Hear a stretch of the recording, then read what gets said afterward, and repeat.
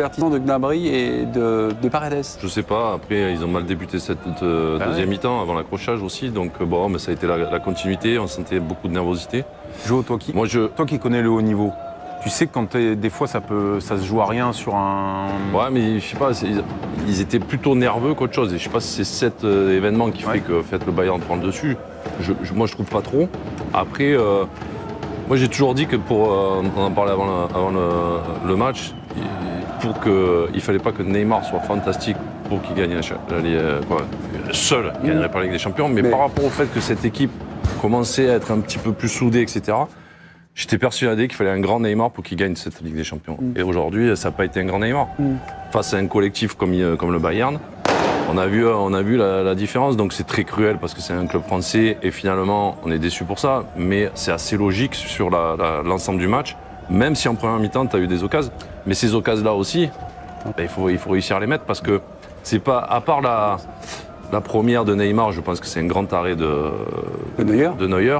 Après les autres, c'est plutôt des ratés des attaquants, donc à ce niveau-là, après Coman la met très très bien, l'action est fantastique. Magnifique, aussi. Kimmich, petit fil opposé, Non mais Kimmich met un temps d'arrêt pour la mettre au deuxième, mais finalement, c'est dur à dire, mais c'est assez logique que le Bayern l'emporte. David Aiello du côté du Parc des Princes, alors qu'on est ici du côté des Champs-Élysées où il y a un léger rassemblement. David, on va vous remettre dans le contexte. Vous avez été envoyé par la chaîne L'Équipe, donc du côté du Parc des Princes, où 5000 privilégiés ont pu assister au match via des écrans interposés. Vous nous racontez un peu ce qui s'est passé de votre côté, cette fin de match, et puis là actuellement. Bonsoir David. Bonsoir Mémé, bonsoir à tous. Écoutez, grosse ambiance quand même au Parc des Princes, même s'il n'y avait que 5000 participants. C'est vrai que ça a quand même beaucoup poussé. Dès la première minute, on y a cru. Effectivement, vous l'avez dit, une première période équilibrée. Donc sur les grosses occasions, le public du Parc des Princes et notamment le collectif Ultra Paris a vraiment poussé. Vraiment, en fait, on sentait que le public avait envie de transmettre à distance en fait, la ferveur, de pousser ses joueurs à distance pour les accompagner dans ce stade de la Louse vide, hélas. Voilà, donc la première période s'est déroulée dans cette ambiance, et puis effectivement la seconde période, un petit peu à l'image de ce qui s'est passé également sur le terrain à Lisbonne, a été peut-être un petit peu moins enflammée, même si après le but de Munich, immédiatement les supporters ont tenu là aussi à redoubler leur encouragement sur le coup en entendant à nouveau des chants, mais assez vite en fait, je dois le dire que peut-être au bout de 10-15 minutes après le but munichois, on a compris qu'il fallait peut-être se résigner, que ça allait être très compliqué. On a juste terminé en fait la soirée par des applaudissements nourris envers l'équipe parisienne, comme pour signifier que quelque part le parcours réalisé réconciliait définitivement l'équipe avec son public, et qu'on était quand même très fiers de cette saison du Paris Saint-Germain. David, il y a du monde encore là, on voit certaines personnes qui partent, mais il y a encore un petit peu de monde sur les 5000 de départ. Alors sur les 5000 de départ, la quasi-totalité de la tribune Borelli s'est vidée immédiatement. Par contre, les ultras du collectif Ultra Paris ont tenu à rester. Il y a eu des discours notamment justement pour rappeler que le club a eu 50 ans cette année, que l'histoire du Paris Saint-Germain s'était construite dans la durée, et que il y avait une nouvelle page peut-être à écrire, et que évidemment le public parisien avait son rôle à jouer dans cette nouvelle page qui allait s'écrire à présent. C'était David Aiello en direct du Parc des Princes. Dès le début de la deuxième mi-temps, moi, mon sentiment, j'ai eu l'impression que Paris s'est englué dans une stratégie, on va dire, de contre un peu trop. J'ai l'impression qu'ils ont... on savait que le jeu de transition allait être létal, enfin, espérait être létal pour le Paris Saint-Germain. J'ai l'impression qu'entre ce jeu de transition et l'équipe de contre, ils ont glissé un peu sur l'équipe de contre en devenant un peu passif de la situation. Vous n'avez pas ce sentiment-là non plus, dès le début de la deuxième mi-temps? Ça serait bizarre en tout cas que ce soit un choix, puisqu'en première mi-temps, ils ont montré qu'ils pouvaient faire beaucoup plus que de rester en place et d'effectuer des contres, qu'ils pouvaient faire des attaques placées, qui pouvaient gêner la progression du Bayern, de temps en temps les chercher en haut, et puis après, un petit peu plus bas, bien sûr. Donc, peut-être tu as ce sentiment, c'est vrai que la deuxième mi-temps, elle n'est pas bonne, et que progressivement, on s'est englué. Mais avant le but, et on disait d'ailleurs, ça serait bien qu'il y ait un but pour faire réveiller tout ça. Un but parisien. Je veux dire, on ne peut pas dire que le Bayern était resplendissant non plus, quoi. On était englué dans une espèce de finale. Alors, ils avaient quand même plutôt le ballon. Oui, il y avait quand même un sens de l'initiative, quand même. Quelque chose. C'était pas foudroyant, c'était pas le Bayern qu'on connaît, mais il y avait un esprit d'entreprise. Oui, ils étaient un petit peu supérieurs. C'est le Bayern d'aujourd'hui, quoi. C'est aussi ça, le Bayern. C'est-à-dire que c'est eux qui vont essayer de mettre le rythme, mais moi, je trouvais, je ne l'ai pas dit à la mi-temps, mais je trouvais qu'il n'y avait pas d'intensité, en fait. Tu vois, tu avais des coups, mais le match mettait du temps à partir et il n'y avait pas assez de rythme. Mais bon, après, moi, je trouve que ça avantageait plutôt le PSG, ce rythme-là. Et après, quand le Bayern a commencé à en mettre un peu plus et à revenir sur le but de Navas un petit peu plus par vague, ça a commencé à créer des brèches. Ouais. En fait, c'est l'histoire d'un match où les deux équipes se craignent. Et un peu ce qui s'est passé en seconde période aussi, c'est que il y a du côté de Coman eu la possibilité de jouer des 1 contre 1. Alors qu'en première période, Coman, il était toujours pris par 2 Parisiens. Il y avait toujours un apport, une aide à Kehrer. Et Coman, il passait pas, sauf à la fin de la première période. Il y a eu 2-3 minutes. Ça dure 45 minutes, pardonnez-moi. 2-3 minutes. Sauf qu'en début de seconde période, il a pris le feu, Kehrer. Un peu par sa faute, mais aussi parce qu'il n'avait plus d'aide. Il n'avait plus de soutien. Et là, Coman, dans ce cas-là, c'est un joueur de 1 contre 1 extraordinaire. Et là, il lui a mis le feu. Et je trouve que moi, ça bascule un petit peu de ce côté-là. Moi, je pense que le milieu de terrain parisien, c'est pas possible. Après, ce qui est fou, c'est qu'on pourra parler des changements de Thuram sûrement tout à l'heure. Quand, pour rigoler, Didier dit à un moment donné, il faudrait qu'il sorte Coman. Flic. C'est incroyable. Alors qu'on lui dit, parce que ça nous arrangerait, quoi. Et il dit après, ça fera du bien au PSG. 5 minutes après, il sort Coman, quoi. Tu te dis, c'est pas possible. Incroyable. J'ai pas compris. Comme il a dit Sébastien, il mettait le feu à chaque fois qu'il passait, il y allait. Hein, et d'un coup, il le sort. Alors après, à moins qu'il ait eu un pépin physique, sinon il plongeait pas, quoi. Il prépare peut-être le championnat. Je sais pas. Non, mais c'est incroyable. On fait le tour de nos envois spéciaux. C'est pas très beau ce qu'on voit là. C'est ça le problème, quelqu'un à terre et bon. Et des coups de pied. Début de fight est organisé. On va aller du côté de Lisbonne et retrouver Benoît Cosset. Benoît, vous êtes à côté de supporters parisiens, évidemment déçus, j'imagine. Ça y est, c'est pas rentré. Oui, d'autant plus que certains supporters avaient fait le déplacement expressément aujourd'hui. Donc ils étaient pour certains venus en voiture depuis Paris jusqu'à Lisbonne pour vivre ce moment historique. Derrière moi, Mémé, tout à l'heure, c'était plein à craquer. Il y avait une ambiance de dingue. On y a cru jusqu'à la dernière minute, pourquoi pas, à l'exploit comme contre Bergame. Et malheureusement, ça ne s'est pas passé. Le sentiment était beaucoup de déception. On a vu nos amis brésiliens ici très présents, un peu déçus par la prestation de Neymar. Et puis surtout, on a entendu beaucoup, et je rebondis sur ce que vous disiez tout à l'heure, beaucoup de supporters dire le PSG joue trop bas ce soir. Ils jouaient trop bas, visiblement, les Parisiens. Au final, les occasions manquées font que Paris reste donc perdant dans ce match. Et voilà, l'image, je crois qu'elle est là. Vous avez plein de supporters, alors que les caisses sont en train de se vider, mais vous avez de nombreux supporters qui sont ici un peu atterrés. Le regard dans le vide, à se demander bien ce qu'ils ont fait ici. Si certains nous ont dit, on reviendra en finale, on la gagnera bien un jour, mais voilà, il y a beaucoup de déceptions. Beaucoup, mon cher Benoît. Le sentiment que la finale, c'était presque... Un aboutissement déjà? Quelque chose d'un peu d'accompli? Après, c'est facile de le dire après, mais je veux dire, tu sens que, tu vois, quand ils étaient menés en quart de finale, ils se posaient pas la question, quoi. Les mecs, ils y sont allés jusqu'au bout, ils ont essayé... Alors peut-être l'adversaire aussi. Non, mais tu étais mené à 0, mais... qui n'avait pas les mêmes ressources physiques et c'était pas le Bayern en face aussi. Non mais l'Atalanta s'est écroulé physiquement. Le Bayern ne s'est jamais écroulé physiquement. Peut-être aussi. C'est important. C'est important. Tu sentais qu'ils avaient réussi à mettre vraiment un rythme dans le match où ça arrivait de tous les côtés, quoi. Oui, mais je pense que les autres, ils étaient épuisés. Oui, il y a aussi de ça. Et le Bayern, ils étaient fatigués aussi, d'ailleurs. On a même vu, dans les toutes dernières minutes, 1 ou 2 occasions parisiennes, quand même. À un moment, entre Choupeau, cette tête de pigeon bizarre et... qui touche pas. Voilà, qui touche pas.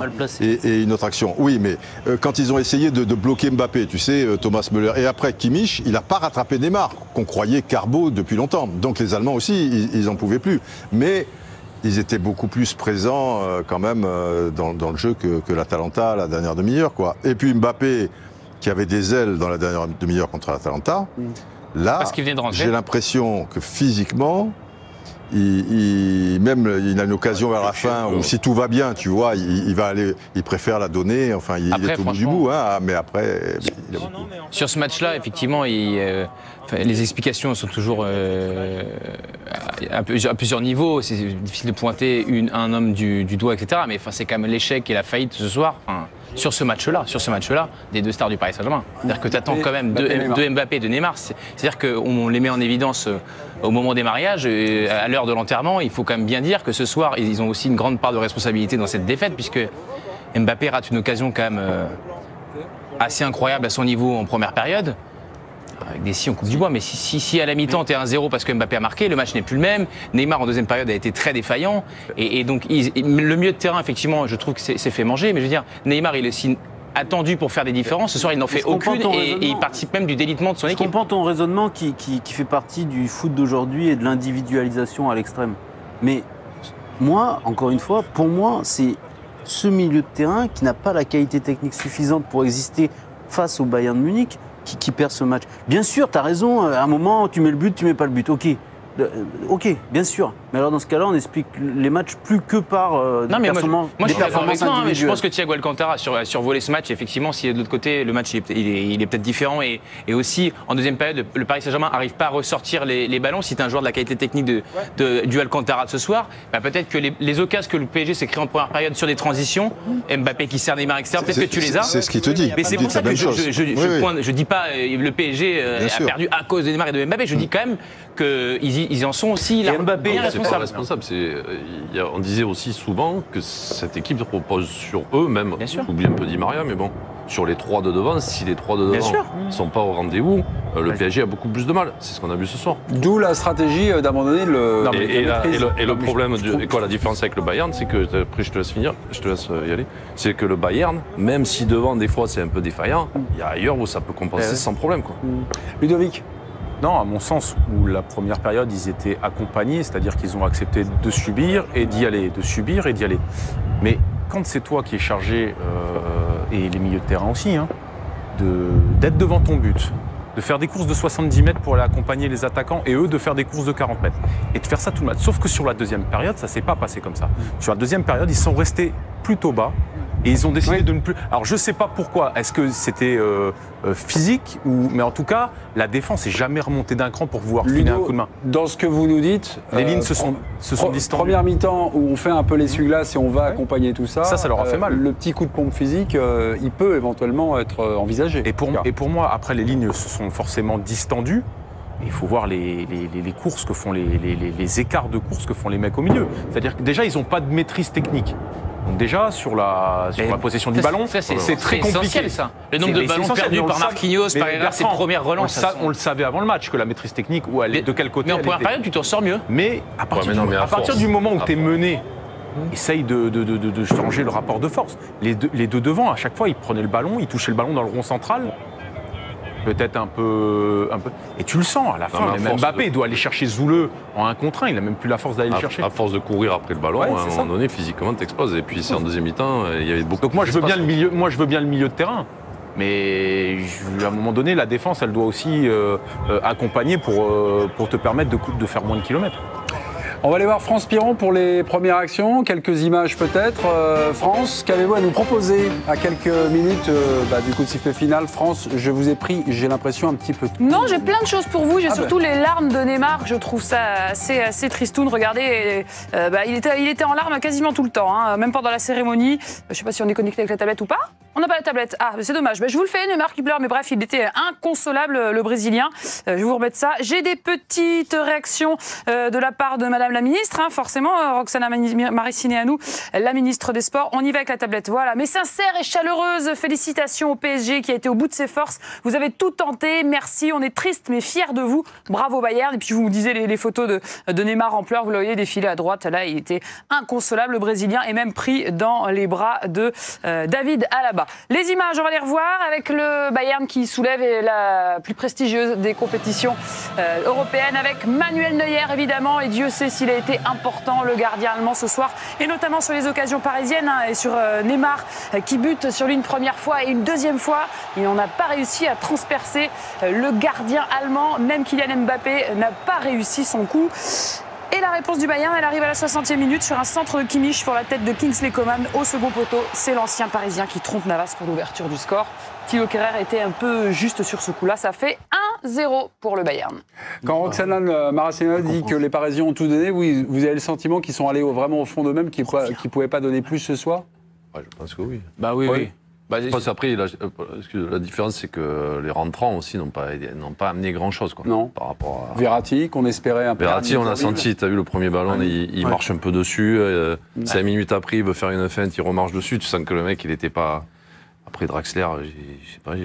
Ah mais qu'est-ce que je t'ai dit moi quand Draxler qu'est-ce que je t'ai dit? Non mais je sais. Je sais, bah oui, mais je sais, tout le monde le sait. Donc on reviendra, qu'est-ce on va que tu veux revenir sur aussi peut-être le choix des rentrants, quoi. Mais parce que là, à un moment donné. Ben oui, mais et puis quand tu fais ce changement, donc tu fais Verratti, Draxler, Marquinhos, c'est-à-dire qu'à un moment donné, tu peux plus jouer un quatrième devant, quoi. À part que tu vas ressortir Draxler ou Verratti, parce que Marquinhos, t'es obligé de le laisser jusqu'au bout, quoi, à mon avis. Ouais. Donc quand tu fais ces changements, je sais plus. Sauf si tu sors un central et que tu redescends Marquinhos d'un cran. Non, mais le retour au 4-3-3, ça, c'est impossible. Pardon. Le retour au 4-3-3, on peut le comprendre, vu les performances récentes d'Icardi, il n'y a pas de souci là-dessus. Mais quand même, il y a eu le Covid, il y a eu l'arrêt lié au Covid, mais il y a eu quand même toute une très longue période au cours de laquelle le Paris Saint-Germain a travaillé son 4-4-2. Et là, tu perds 1-0. Tu te dis, bon, allez, on peut y aller sur ce 4-4-2 quand même. On a bossé toute la saison pour ça. Ouais. Et c'est curieux, sur le plan tactique, de ne pas tenter ce coup-là, quoi. Mais surtout quand tu fais ces changements, non, t'es d'accord avec moi? Oui, après, tu peux plus revenir à 4 devant, quoi. Ou 4 milieux, 4 attaques. Oui, il faut ressortir. Tu peux aussi te dire que tu vas vite exploser en vol si tu joues avec tes 4 attaquants. Donc ça, c'est ça qui est compliqué. 60 millions qui sera ton numéro 9, il est même pas parti s'échauffer. Ouais, mais alors, à quelle heure? Qu'il soit bon, pas bon. Ouais, mais quand même. Il faut quand même miser sur. Attends, entre Choupeau, moi Choupeau super. J'adore ce mec, génial. Ouais. Mais putain. Je comprends, t'as raison. Sans déconner. T'as raison, 90. Icardi, il n'est pas devenu. T'as raison dans oui, mais c'est pas devenu. Attends, le problème, c'est qu'il le voit, Icardi. Et nous, on l'a vu. N'importe quoi. Nous, on l'a vu. Et on a bien compris qu'il n'était pas en état physique d'être un joueur de très haut niveau alors qu'il est. Et que le confinement. Mais le confinement du mec. Ouais, mais il est tellement lourd. Il a 4 ou 5 kilos de trop. Et les gars à l'entraînement, ils ont dû le voir aussi. Je pense que ça leur fait pas plaisir de se priver d'Icardi. D'accord, mais alors dans ce cas-là, il commence pas le quart de finale. Ou sinon, tu fais quelque chose en amont. S'il a 4-5 kilos de plus, tu travailles avec lui. Ils lui ont donné sa chance, quoi. Exactement. Et qu'au bout d'un moment. Si le constat, c'est de dire, rentre pas parce qu'il est trop lourd, tout à 20 minutes de la fin, problème aussi au niveau de la préparation. Ludo, moi, ce que je. Juste, comment on arrive à avoir 4-5 kilos de trop Peut-être 3, genre. Je suis pas sûr. C'est peut-être 3. Non, mais la préparation, il y a un problème aussi, quand même. Tu vas quand même jouer ta saison là, à Lisbonne, et puis le mec, il arrive, il est pas bien, il est ici, il est là. C'est pas la faute de Tourelle, ça, pour le coup. Non. Mais après Ludo, par rapport à ce que tu dis. C'est la faute de qui, alors? C'est la sienne. Oui, aussi. C'est d'abord la sienne. Parce que si on te demande d'arriver à un point si on parle de prestation et de laxisme, je suis pas sûr que ça soit Draxler qui soit mais... le mieux placé pour rentrer en jeu dans une finale. Après, franchement, Ludo, moi j'ai du mal à me dire que Thomas Tuchel il a fait une fleur à Choupo-Moting là. Je pense que la finale de Ligue des Champions, il a très envie de la gagner. C'est même plus simple de faire entrer Icardi qui a coûté 55 millions d'euros. Ça veut pas dire qu'il fait pas une erreur. Il a envie de la gagner, d'accord. Non, mais je suis d'accord. Ça veut pas dire qu'il fait pas une erreur. Ça c'est entendu, mais je veux dire, il a coûté 55 millions d'euros. T'es mené 1-0. On l'a vu sur les matchs du Final 8. Il a été nullissime. Après, chaque fois qu'on le voulait jouer, on le voyait jouer, on voulait qu'il sorte. Là, il n'était pas là et on aurait aimé le voir. Enfin, on l'a vu jouer au Final 8, on l'a vu jouer 1 heure. Bah ouais, non, mais tu dis, on l'a vu jouer pendant le Final. Non, mais après, il y a les finales avant. Il y a les finales avant. Les finales d'avant, tu veux dire. Oui, je veux dire sur la séquence après le confinement et après le Covid. Voilà. Je trouve que sa gestion durant le Final 8 n'est pas bonne. La gestion d'Icardi n'est pas bonne. Je veux dire, t'es arrivé en finale. Oui, mais sa gestion. Justement, t'es arrivé en finale, mais t'avais peut-être l'occasion de faire basculer le match à un moment stratégique et t'as pas les hommes pour le faire basculer. Mais Icardi, depuis qu'on l'a revu, depuis quand est-ce que ça a rattaqué au mois de c'est quoi les premiers matchs de fin juillet. Depuis fin juillet, il touche pas une canette. Il met plus un pied devant l'autre, il est nul. Les 3 matchs qu'il a fait, c'est une catastrophe. Oui, c'est une catastrophe. Ludo, sur ce que il y a des mecs, il y en a pas qui ont fait des matchs catastrophiques. Mais là, en plus de ça, s'ajoute une dimension physique que le staff constate. Sur un joueur qui a coûté cher en plus, qui a un investissement important du club. Eux, ils restent là la saison prochaine, ils ont tout intérêt à pas s'acheter un problème avec Icardi. Vous êtes persuadé, pas moi. On avait un débat Tuchel, mais vous l'avez déjà bien entamé. Donc Tuchel coaching, peut-on lui reprocher de ne pas avoir fait rentrer Icardi, donc son dernier changement, 79 minutes, sortie de Di Maria, entrée de Choupo-Moting. Didier sur ça. Sur Icardi, je suis d'accord avec Ludo et je suis d'accord avec les 3 autres. Si tu constates qu'il n'est pas en condition pour jouer, tu le mets pas. Est-ce qu'il y a une gestion, c'est ce que nous dit Ludo, est-ce qu'il y a une gestion, on va dire, très particulière sur un poste très particulier, en disant garder un peu, non, mais il faudrait être à l'intérieur. Moi, je pense plus que le débat intéressant, c'est celui amorcé par Jo et Sébastien, et te dire, tu es mené, tu n'as plus les ressources dans le milieu de terrain ou dans la configuration manifestement pour tenir, si tu veux. Et pourquoi est-ce que tu as un plan B? Parce que finalement, là, c'est le même plan en changeant des joueurs poste pour poste, plus ou moins, en disant, tiens, Draxler, comme il est un peu plus technique, peut-être qu'il amènera quelque chose. Mais tu sais très bien que Draxler, il amènera rien dans un match où il y a quand même s'il y avait moins d'intensité, où c'est une finale, truc. Il a lâché depuis 1 an et demi, 2 ans. Tu pouvais te dire, peut-être, je dis bien peut-être, là, par rapport à Tuchel, de dire maintenant, il reste 20-25 minutes, je vais garder les 2 qui cavalent, Marquinhos. Et alors, si tu veux Verratti, tu auras quand même Neymar, lui, ça sera quand même un mec qui est au milieu de terrain, puisque là, tu le mets un peu 10. Ça veut dire que tu en as 3. Mais au lieu d'avoir un triangle avec une pointe basse, tu as une pointe haute. Et tu laisses Di Maria, qui peut te faire tout à tout moment. Tu mets Choupo-Moting peut-être à gauche ou Mbappé à gauche, parce que Choupo-Moting, à la base, c'est plutôt un ailier, tu vois. Il y a un petit peu comme ça, il peut emmerder Kimmich, j'en sais rien. Il peut jouer dans l'axe. Parce qu'à partir du moment où il fait rentrer Draxler, alors là, tu dis c'est mort. Et quand il fait sortir Di Maria, tu te dis c'est mort aussi. Parce que Di Maria, parce que c'est en plus en même temps.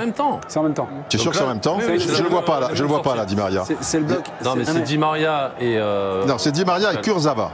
79. 72 minutes. Ah oui, Di Maria. Et Draxler, c'est pas tout à fait pareil. Parce que Di Maria sur la deuxième mi-temps, c'est le seul sur des ouvertures un peu étranges et à tout moment qui il peut est pas prendre. bon, mais c'est lui qui donne la balle à Marquinhos, par exemple. Voilà, sur une action, il peut te prendre le relais de Neymar. Alors si tu perds ce type-là, il fait pas ce début. alors si tu perds ce gars-là et que tu mets pas un peu plus de poids pour que Neymar devant lui, il puisse s'appuyer sur des joueurs, peut-être là il y a quelque chose. Quand tu peux éventuellement mettre cette tactique en place, même il reste 15-20 minutes, donc tu as 3 changements, je pense, ou un truc comme ça. Donc il t'en reste encore 2. Si tu vas en prolongation, tu en as encore un. Donc tu peux éventuellement revenir après plus tard à ton système de 4-3-3 si tu veux, tu vois, tu peux revenir. Moi, là où je veux refaire sortir. Là, il faut déjà égaliser et avoir les moyens. Donc vas-y, envoie quoi. On continue à parler de ce thème, de ce coaching avec Karine Galli qui est à Lisbonne, qui prend le train en marche, mais qui, vous avez écouté, cher chroniqueur. Karine, sur le coaching de Tuchel, qu'en pensez-vous? Alors je vous ai pas écouté, je suis désolée parce que j'étais pas là, j'étais sur le trajet pour revenir au stade. Alors je ne sais pas ce que vous avez dit sur Tourelle, mais en tout cas, moi j'ai trouvé que les Parisiens avaient quand même essayé de réagir après l'ouverture du score de Coman. Ils n'ont pas baissé la tête. Il y a eu des opportunités, il y a eu des occasions. Est-ce que Icardi aurait dû rentrer? Honnêtement, les deux se défendent parce que Icardi, on a l'impression qu'il n'est jamais arrivé vraiment à Lisbonne parce qu'il n'a pas pesé. Il a joué le premier match et ça a été très compliqué pour lui. Et finalement, sa période compliquée avec le PSG, elle avait commencé avant Lisbonne. Moi, ce qui m'a déçu, mais j'imagine évidemment comme vous tous, c'est surtout la prestation de Neymar et Mbappé. C'est des hommes qu'on attendait et ils n'ont pas été assez au rendez-vous. Donc j'ai pas spécialement envie de taper sur Tourelle ce soir. Il aurait pu passer en 4-4-2, peut-être avec les 4 fantastiques, mais je suis pas sûr que ça aurait changé le score final et cette défaite à 1-0. On vous regarde, je vous passe Johan Miko. Non mais déjà après, moi c'est pas la rentrée ou pas d'Icardi. À la limite, comme l'a dit Didier, tu pouvais peut-être faire rentrer Choupo-Moting sur un côté, mais au moins tente un truc. Tu sais que là en 4-3-3 ça marche pas trop, ça grince un peu. Donc si tu passes en 4-2-4-2 ou 4-4-2, tu envoies aussi un message au groupe, à l'équipe. Tu dis peut-être tu donnes un second souffle et les mecs qui vont rentrer peut-être vont t'amener à la possibilité de te créer un peu plus d'occasions. Et à la fin, moi je pense que ça aurait été où tu serais allé au bout du truc, quoi. Là, là où je veux bien défendre Tourelle cet aspect-là, j'ai conscience que je vais être en minorité, mais c'est pas bien grave. C'est que moi je peux comprendre sa réflexion de se dire si j'assume clairement le déséquilibre avec 4 attaquants sur le terrain, il reste encore 20 minutes à jouer. Il y a la possibilité, sachant qu'au milieu de terrain, tu es déjà quand même pas très gaillard, de te faire transpercer, tu prends le deuxième but, et là, pour le coup, il n'y a plus de match. Ah bah là, il n'y a plus de match du tout. Et moi, je peux comprendre dans sa réflexion, je sais que Draxler, il n'est pas bon depuis des mois, etc., de me dire, j'ai un profil un peu plus technique que Herrera, qui va pouvoir peut-être plus te tenir le ballon, te faire des passes importantes. Quand il fait rentrer Choupo-Moting contre l'Atalanta, c'est pas une évidence. Pour Didier, c'est presque de faire rentrer Draxler, c'est une demi-mesure. Enfin, mais le truc, c'est que... On sait qu'il n'y aura pas d'impact. Enfin, on peut penser qu'il n'y aura pas d'impact. Le match était déjà très avancé. Tu sais que Mbappé est déjà un peu fatigué à ce moment-là, tu vas certainement pas le sortir. Donc quand tu as plus